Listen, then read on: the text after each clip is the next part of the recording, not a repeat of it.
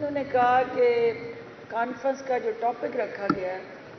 وہ رکھا گیا ہے کہ role of women in peace building اور اوور آل وومن امپاورمنٹ، اور میں اس ٹاپک کو دیکھ بھی رہی ہوں کہ ریکنسلیشن جو اینڈ کا پوائنٹ ہے کہ گھر کے اندر، گھر سے باہر، معاشرے کے اندر، کسی ملک کے اندر اور حتیٰ کہ پوری دنیا کے اندر جو سب سے زیادہ چہرہ جو حقیقی طور پہ ریکنسلیشن کے ساتھ جڑا ٹرو ایمبیسڈر کہلاتا ہے، وہ قابل فخر نام اور شناخت ایک خاتون کی ہے، اور وہ خواتین جو دنیا بھر میں اپنی صلاحیتوں کا لوہا منوا رہی ہیں، انہوں نے اپنی کریڈیبلٹی سے، اپنی ہارڈ ورک سے، اپنی کمٹمنٹ سے، اپنی ڈیووشن سے، اپنی ڈیڈیکیشن سے یہ ثابت کیا کہ ہم کسی سے کم نہیں،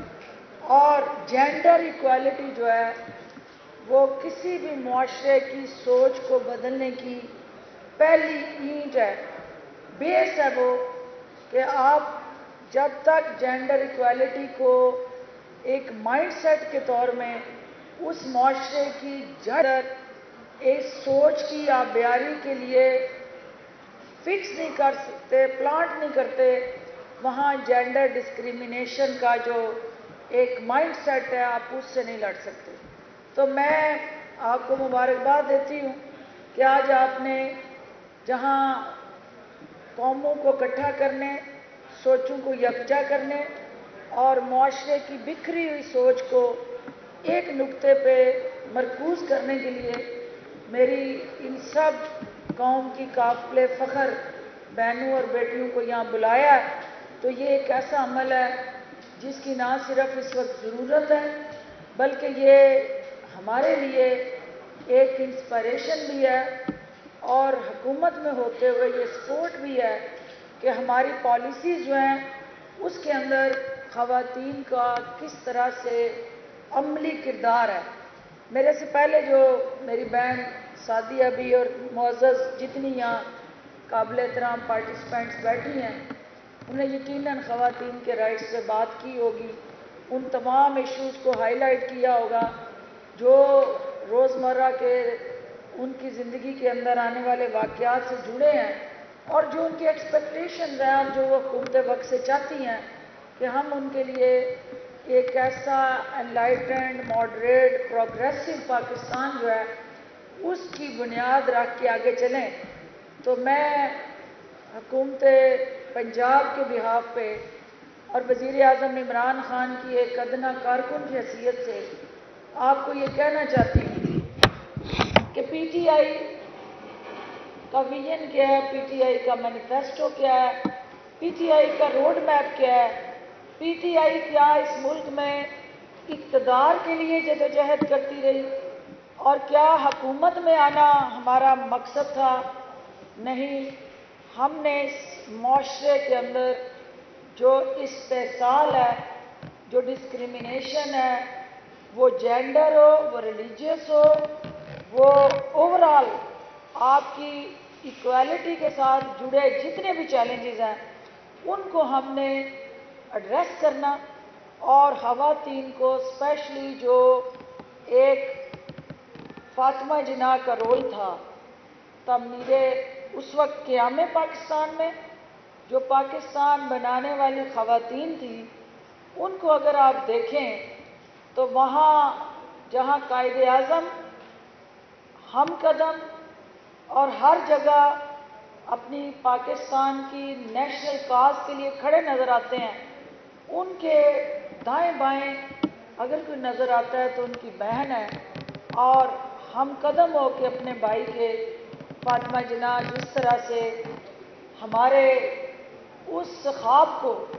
جو قیام پاکستان کا تھا اس کو حقیقت کا روپ دینے میں مصروف عمل رہی، آج تعمیر پاکستان کے لیے بھی میری قوم کی بیٹیوں کو، بہنوں کو گھر گھر میں فاطمہ جناح کا روپ دھارنا ہوگا، اور فاطمہ جناح کی اس کمٹمنٹ کے ساتھ کھڑے ہونا ہوگا کہ جو پاکستان کے قیام کا باعث بنی، اور آج استحکام پاکستان اور تعمیر پاکستان میں بھی اسی کمٹمنٹ کی عکاسی ہونا اشد ضروری ہے۔ وزیر اعظم عمران خان کا چونکہ بجٹ جو ہے وہ آج اس پہ پوسٹ بجٹ بحث چل رہی ہے، اور سب سے پہلے میں اپنی طرف سے اور آپ سب کی طرف سے ان کو دل کی اتھاہ گہرائیوں سے مبارکباد پیش کرتی ہوں، اور ایک ایسا بجٹ جو مشکل ترین حالات میں بنایا گیا، جو آج نون لیگ کے سیاسی بونے آپ کو ادھر ادھر خدکتے پھرتے تنقید کرتے اور اس بجٹ پہ نوحے پڑھتے سنائی دے رہے ہیں، ان کو یہ سمجھ نہیں آ رہی ہے کہ جس معیشت کو وہ گدھ کی طرح نوچ کے چلے گئے، اور جس ملک کو انہوں نے دیمک کی طرح اس طرح چاٹا جیسے کوئی نانا جی کی دکان پہ کھڑے ہو کے شہد چاٹتا ہے یا مٹھائی کھاتا ہے، اور کوشش یہ کی کہ یہ پاکستان جو ہے کسی صورت بھی ہمارے بعد، یعنی ہم اس کو اس نہج پہ پہنچا جائیں کہ کوئی بھی اور حکومت آئے تو وہ ایڑیاں رگڑے، کوششیں کرے، لیکن اس پاکستان کو اپنے پاؤں پہ کھڑا نہ کر سکے، تو ہم ضرورت بن جائیں اور ہمیں مجبور کریں، عوام کو بھی، اور ہر طرح سے بلیک میل کریں کہ ہمارے علاوہ یہ پاکستان نہیں چل سکتا۔ تو میرے اس حال میں موجود معزز حاضرین، آپ نے دیکھا کہ 3 سال کٹھن ترین اس عوام نے مشکل ترین حالات میں گزارے، اور میں اپنی عوام کو خراج تحسین پیش کروں گی کہ آپ نے قربانیاں دی، آپ نے اس مہنگائی کے طوفان کا سامنا کیا، آپ نے اپنے جو بجٹ تھے جو اس مہنگائی کے اندر سیٹ نہیں ہو رہے تھے، سب سے زیادہ میری بہنوں کے لیے گھر چلانا، کچن چلانا مشکل ہوا، اور وہ مایوس نہیں ہوئی، انہوں نے ہمت نہیں ہاری، اور عمران خان کی اس آئیڈیالوجی کے ساتھ کھڑی رہی، اور بار بار اس بات پہ ان کا یقین کامل رہا کہ اس ملک کو اگر کرپشن اور کرپٹ پریکٹسز سے باہر نکال کے عوامی امنگوں کی ترجمانی کے ساتھ جوڑ کے آگے لے کے چلنا ہے، تو وہ صرف اور صرف عمران خان کر سکتا ہے۔ یہ آزمائے ہوئے جتنی دفعہ بھی آئیں گے یہ عوام کے زخموں پہ مرہم نہیں رکھ سکتے۔ تو آج الحمدللہ یہ تیسرا بجٹ جو آپ نے دیکھا کہ پیش ہوا، اس کے اندر عوام کے دکھوں کے مداوے کی خوشخبریاں سنائی دی۔ اس کے اندر جو ہے نہ صرف مزدور دوست بلکہ خواتین کے حقوق کے تحفظ کے ساتھ جڑا یہ بجٹ جو ہے وہ پی ٹی آئی کے خواتین کو بااختیار بنانے اور ترقی کے عمل میں حصے دار بنانے کی طرف ایک آسن اور مثبت قدم ہے۔ آپ نے دیکھا کہ اس بجٹ کے اندر یہ کوشش کی گئی کہ ٹیکسز کا بوجھ کم سے کم کیا جائے، اور جو عام بندے کی ضرورت کی اشیاء ہیں ان کو ٹیکس کے بوجھ سے نکالا جائے، اور اس کے ساتھ ساتھ جو ہمارا غریب محنت کش کسان کاشتکار دیہات میں رہتا ہے اس کی جو فصلوں کا جائز اس کو حق ہے وہ ملے، اور ایگرو بیسڈ اکانومی کو آگے لے کے چلا جائے، صنعت کار اور تنخواہ دار طبقے کے ساتھ جڑا جو ملازم ہے اس کی اجرت جو ہے اس کو بڑھایا جائے، اور ان کی تنخواہوں میں اضافہ کر کے ان کے دکھوں کا مداوع کرنے کی ریسپی تیار کی جائے۔ یہ وفاق کا بجٹ ہے۔ میں آپ کو یہ یقین دلاتی ہوں کہ ہم کل صوبے کے اندر وزیر اعلیٰ پنجاب کی قیادت میں بجٹ کی آخری نوک پلک سنوار کے پرسوں پنجاب اسمبلی کے اندر پنجاب کا ایک ایسا بجٹ پیش کرنے جا رہے ہیں کہ جو حقیقی سوشل ویلفیئر اسٹیٹ کی عکاسی کرتا ہوگا، جس بجٹ کے اندر پچھے ہوئے اور محروم طبقات جو ہیں ان کو ہم ہر حال میں پروٹیکٹ کریں گے ان کے رائٹس کو، اور ہم پریویلیج کلاس، میراث یافتہ جو طبقہ ہے اس کو ضرور انگیج کریں گے اپنی پالیسیز میں، ان کو ہم حصے دار بنائیں گے، لیکن ہماری جو ریلیف اسٹریٹجی ہے وہ صرف اور صرف اس مڈل کلاس اور لو مڈل کلاس کے لیے ہوگی، تاکہ جنہوں نے قربانیاں دی، مشکل کے ان لمحوں کو انہوں نے حوصلے اور ہندہ پیشانی سے برداشت کیا، ان کے لیے اس بجٹ کے اندر خوشخبریاں رکھی گئی ہیں۔ اب آخری بات جو میں کہنا چاہتی ہوں، چونکہ ایک وومن ایکٹیوسٹ ہوتے ہوئے، ایک یوتھ ایکٹیوسٹ ہوتے ہوئے، ایک سوشل ورکر ہوتے ہوئے، ایک ہیلتھ پروفیشنل ہوتے ہوئے اور ایک عوامی نمائندہ ہوتے ہوئے، میں نے گزشتہ کئی دہائیوں سے، کیونکہ اسٹوڈنٹ لائف سے لے کے آج تک میں نے لیڈنگ رول پلے کیا۔ میں کلاس 1 سے مانیٹر تھی، ہیڈ گرل تھی، اور یونین پریزیڈنٹ ہوتے ہوتے الٹیمیٹلی پاکستان میڈیکل ایسوسی ایشن کی صدر رہ کے ڈاکٹرز کے رائٹس کو لیڈ کرتی رہی، پیشنٹس کے رائٹس کو لیڈ کرتی رہی۔ جو میں نے دیکھا ہے اس معاشرے کے اندر کہ میری جدوجہد اور میری اسٹرگل ایک ڈاکٹر ہوتے ہوئے سیاست میں اپنی ذات کے لیے نہیں میں آئی، اور آج کے اس معاشرے کے اندر جو میری بیٹیاں، جو میرے بھائی یا مائیں میری جو ڈاکٹر یا مستقبل میں آنے والے فیوچر کے ڈاکٹر ہیں، ان کو اس بات کا اچھی طرح سے اندازہ ہے کہ اس ملک میں سب سے مشکل کام ایک ڈاکٹر بننا ہے، اور وہ ڈاکٹر جو پرائیویٹ میڈیکل کالج میں نہیں، سیلف فنانس پہ پیسے دے کے پرائیویٹ فنانس کر کے نہیں، میرٹ کے اوپر فاطمہ جناح میڈیکل کالج جیسے پریسٹیجیس انسٹیٹیوشن کے اندر آپ رہ کے پڑھیں،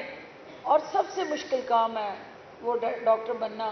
اور پھر سرجن بننا اس سے مشکل کام ہے۔ لیکن میں اگر سیاست میں آئی ہوں تو میں وہ روایتی سیاسی ڈکیتیاں کرنے نہیں آئی۔ اگر وہ ڈکیتیاں کرنی ہوتی تو ماشاءاللہ سے آج کل میڈیکل سائٹ پہ آپ دیکھ رہے ہیں کہ نامور ڈکیت اس شعبے میں بھی موجود ہیں، اور مجھے یہ کام کرنا ہوتا تو اس شعبے میں رہ کے اچھے طریقے سے کر سکتی ہوں۔ لیکن میں ایک کاز لے کے سیاست میں آئی ہوں کہ مجھے جو ارد گرد میرے پسے ہوئے ڈپرائیوڈ نگلیکٹڈ کمیونٹی ہے، میں نے ان کی آواز بننا ہے، میں نے ان کے حقوق کے لیے لڑنا ہے۔ میں 2002 سے ڈٹ کے اس پارلیمنٹ کے میدان میں کھڑی ہوں، 10 سال وہاں آپ کی نمائندگی کر کے آئی ہوں، 7 فیڈرل منسٹریز ہیڈ کر کے آئی ہوں۔ کسی وقت میں گرتی ہوں، میں پھر کھڑی ہوتی ہوں، پھر گرتی ہوں، پھر کھڑی ہوتی ہوں، اور اس مردوں کے معاشرے کے اندر میں نے ہار نہیں مانی۔ اور عمران خان کو میں نے کیوں جوائن کیا کہ مجھے میرے لیڈر نے سکھایا کہ تم نے آخری گیند تک کھیلنا، اور جب تک میچ کا فیصلہ نہیں ہوتا ہم نے ہار نہیں ماننی۔ ہار اور جیت سیاست کے عمل کا حصہ ہے۔ جب آپ الیکشن میں اترتے ہیں، کسی ایک نے جیتنا ہے، کسی ایک نے ہارنا ہے، لیکن ہارتا وہ ہے جو حوصلے ہار جاتا ہے، اور جو حوصلے نہیں ہارتا وہ ہار کے بھی جیتتا ہے، اور جو حوصلہ ہارتا ہے وہ جیت کے بھی ہار جاتا ہے۔ تو لہذا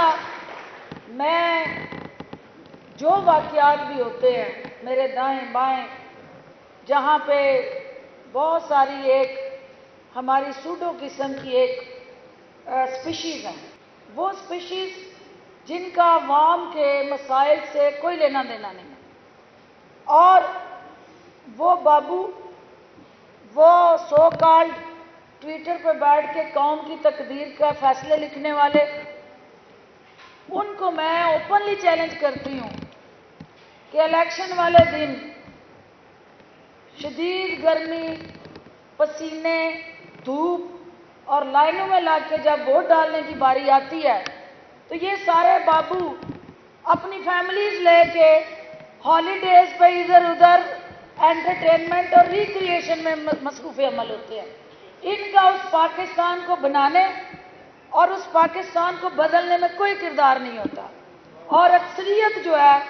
वो सिर्फ सियासत कर रही होती है सोशल मीडिया पे। और मैं उनको ये कहना चाहती हूँ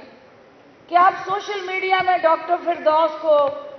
आड़े हाथों लें, जिस तरह का मर्जी एक अबहाम पैदा करें, मेरे फेस को डिस्टॉर्ट करें, डॉक्टर फिरदौस ने अपने मिशन से नहीं हटना। डॉक्टर फिरदौस ने अपने उस अज़म के साथ खड़े रहना है कि उसने आपको भी बदलना है, आपकी सोच को भी बदलना है, और उस सिस्टम को भी बदलना है जहां डाकाजनी करके चोर दरवाजे से एक प्रिविलेज्ड 5% ग्रुप बेनिफिशियरी बनता है। वो 95% जो है वो किसी सूरत भी वोट 95 को 5% ने जरगमाल बनाया हुआ है, और 95% जो है वो उन बेनिफिट्स में हिस्सेदार ही नहीं है, और जो 5% है उसका उस पूरे सियासी अमल के साथ लेना देना कोई नहीं है। जो 95% के हकूक़ की आवाज़ बने हुए हैं, मैं उनको ये कहना चाहती हूँ कि मेरे हलके की जहाँ से मैं नुमाइंदगी करती हूँ 92,000 वोट लेके आई हूँ, उनको आपकी इस ट्विटर की आप बका से कोई लेना देना नहीं है। उनको पता है कि उनके हकूक़ की पासदारी कौन कर रहा है। इसी तरह पूरे पाकिस्तान के अंदर आप ये देख लें कि देहात के अंदर बैठा जिसकी दर्द और तकलीफ के इजाले के लिए डॉक्टर फिरदौस जंग लड़ रही है, उसके हाथ में तो ये बीमारी है ही नहीं है जिसका नाम स्मार्टफोन है। उस बेचारे के लिए तो 2 वक्त की रोटी जो है अपने बच्चों के लिए लेना मुश्किल है, तो ये स्मार्टफोन पे उंगलियां चलाना जो है वो सारा दिन उनकी उंगलियां या खेतों में अपनी फसलें लगाने और उठाने पे इस्तेमाल होती हैं, या फैक्ट्रियों में मजदूर के तौर पे वो मेहनत कश के रूप में काम करते वो तवानाइयाँ सरफ होती हैं। तो डॉक्टर फिरदौस उनकी नुमाइंदगी करती है। तो लिहाजा मैं ना तो औरत बन के औरत के पीछे छुपना चाहती हूँ, ना मैं ये तसव्वुर देना चाहती हूँ कि मैं एक खातून हूँ तो मैं औरत की आवाज़ बन के मुझे उनकी हमदर्दी लेनी है। तो इसलिए मर्दों की इस डोमिनेटिंग सोसाइटी के अंदर डॉक्टर फिरदौस औरतों की ताकत बन जाए, नहीं। डॉक्टर फिरदौस गाड़ी के दोनों पहियों में बराबर हवा रख के चलना चाहती है, क्योंकि जब तक दोनों पहिए गाड़ी के हवा बराबर ना हो तो गाड़ी रुक जाती है,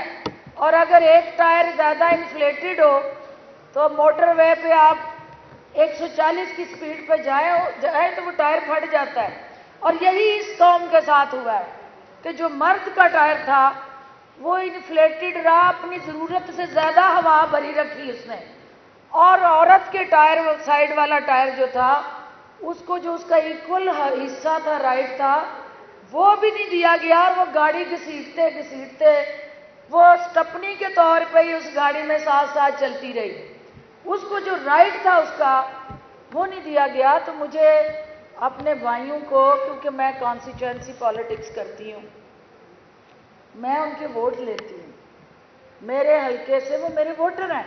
पूरे पाकिस्तान के वो भाई बेटे मेरे बुजुर्ग मेरी ताकत है, मेरी दुआएं करते हैं, मेरे लिए रहनुमाई करते हैं। लेकिन वो मुट्ठी भर लोग जो अपना कद ऊंचा करने के लिए सिर्फ और सिर्फ मर्दानगी दिखाने के लिए ऐसे वाक़यात में कूदते हैं और अपनी मर्दानगी का गलत इस्तेमाल वहाँ करते हैं जहाँ पे औरत को सपोर्ट की ज़रूरत पड़ती है, वहाँ पे वो सबसे बड़े औरत के हकूक़ के आगे चट्टान बांध के खड़े हो जाते हैं। तो ऐसे मर्दों का इस मुआशरे में कोई रोल नहीं है। उन मर्दों को हमने तक़वियत भी देनी है, सपोर्ट भी देनी है, स्ट्रेंथन भी करना है, जो इस नारे के साथ चलते हैं कि ये हमारी बेटियां, हमारी बहनें, हमारी हर रिश्ते और तक़द्दुस के साथ जुड़ी, ये कौम की جو شناخت رکھنے والی خواتین ہیں ان کو ہم نے ہر جگہ پہ سپیس دینی ہے، اور جب ہم وہ سپیس شیلڈ کریں گے، جب ہم ان کو ان کی جو صلاحیتیں ہیں بروئے کار لانے کے لیے اپرچونٹیز نہیں دیں گے تو سفوکیشن ہوگی، وہ معاشرہ گھٹن کا شکار ہوگا، اس معاشرے کے اندر ڈپریشن آئے گا، اس معاشرے کے اندر جو ہے وہ جب آپ سپیس نہیں دیں گے، اور وہ اسی کی مثال یہ ہوگی کہ وہ سپرنگ آپ اس کو دبائے رکھیں، جو ہی آپ کا ہاتھ تھوڑا سا سائڈ پہ ہوتا ہے تو وہ چھت کو ٹچ کرتا ہے